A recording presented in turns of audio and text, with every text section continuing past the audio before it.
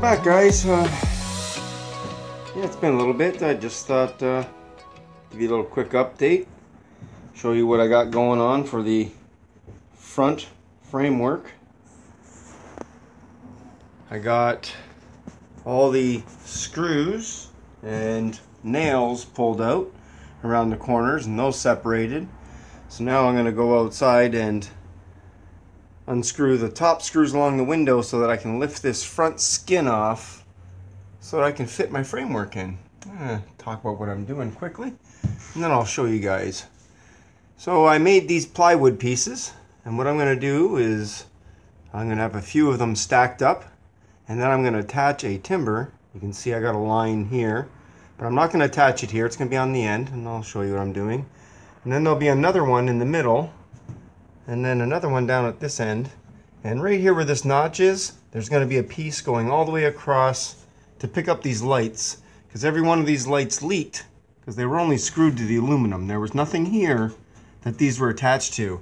And if I put a timber in this way, I can drill right through and still keep my wiring internal inside the roof. So I'm going to have a timber in there, but I was just fitting this in to show you, because up here this is 1 7/8, and then it tapers down to 1.5 inches because I'm using modern lumber and not the original. So I had to make this piece custom taper all the way down so that it brings the skin in a little bit closer by the time it gets to here.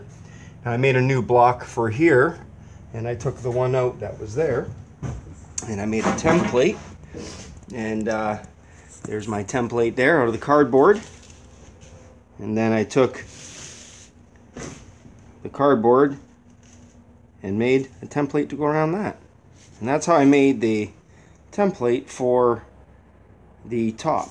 I made sure that this was 1 7/8 and this was 1.5, and I just slowly brought my radius up.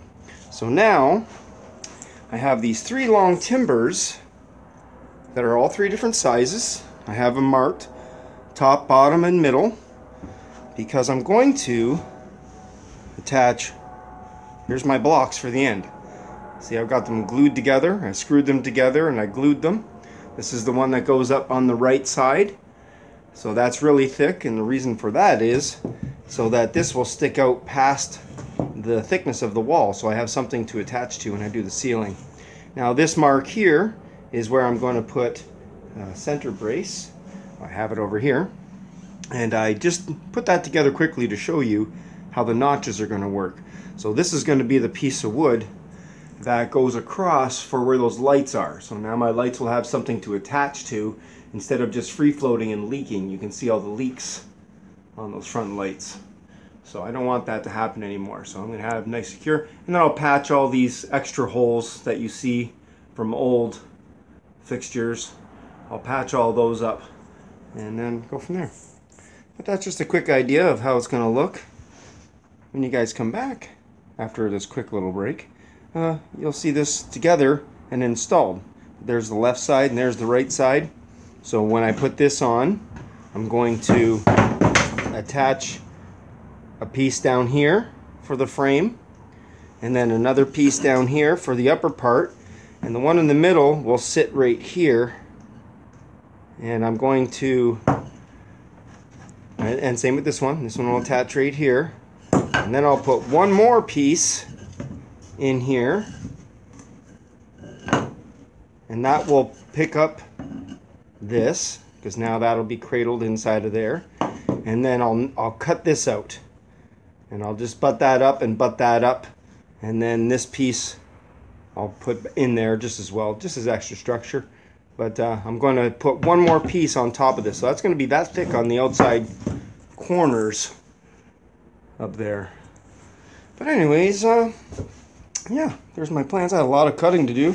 That was all jigsaw work.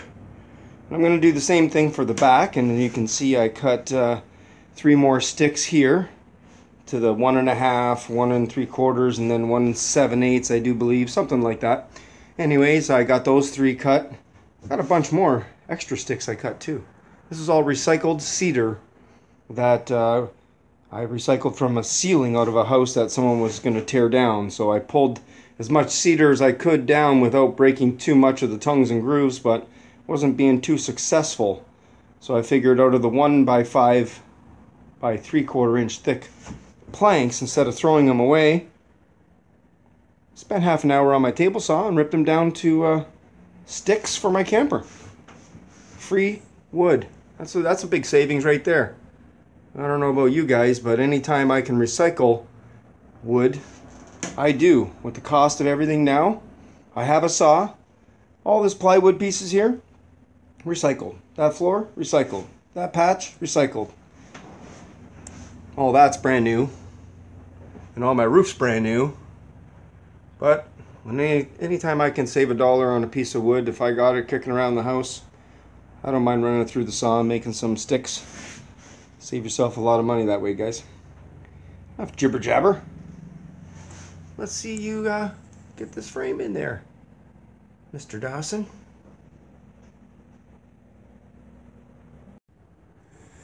Okay, so here we are. The magic of editing. It's all put in. So I'll show you a closer look here. There's the blocking I did. That goes right to the outside of here. And then I got all my bracing in. Now something that I didn't take into consideration, I made a mistake. Do you see what I see? See this gap up here, guys?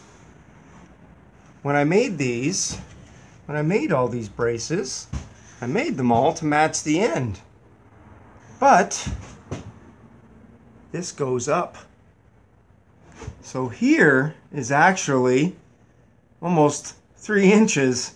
So what I should have done was for this one, this brace, I should have measured the distance here to here and made this taper down from that distance. And then this piece should have been the same shape as this piece. But that's okay. What I did was put this bracing in so it's secure against the roof, and it actually follows the roof, so that's screwed in and that will hold that. I'm not really worried about this piece holding the roof because it's so close to this one, so that's okay. So I have that holding there, this holding here, and this mainly, and all these are for when I do my interior, because I'm planning on doing tongue and groove wood, and this way I can go up, mind my dirty hands, I've been working all day. I can go up all the way and attach my boards, and I have a rib to attach all the way across. And you can see I now have a board in here to catch my front lights. Unfortunately, I was off a little bit. I should have been up about another 1/4 inch or 1/2 inch, but I think I'll be okay. My screws will end up going right here, and then I'll drill a hole through here. You can see there's part of one of the holes, but I think it's okay. I think we'll be all right. Anyways, there it is, guys. Front section, all done. Excuse me.